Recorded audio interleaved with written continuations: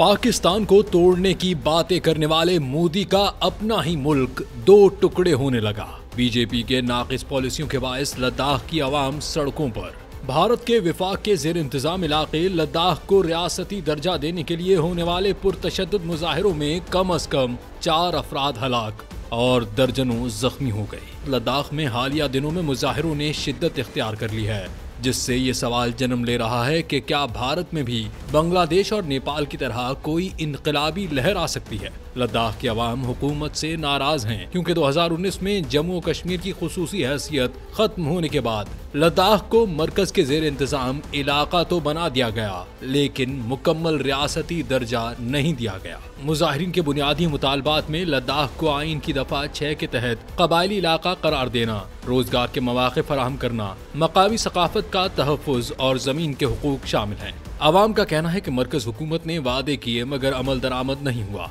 साबिक रुकन पार्लिमान सोनम वांगचुक भी इन मुजाहिरों की क़यादत कर रहे हैं, जिन्होंने खबरदार किया है कि अगर मुतालबात न माने गए तो हालात मजीद खराब हो सकते हैं।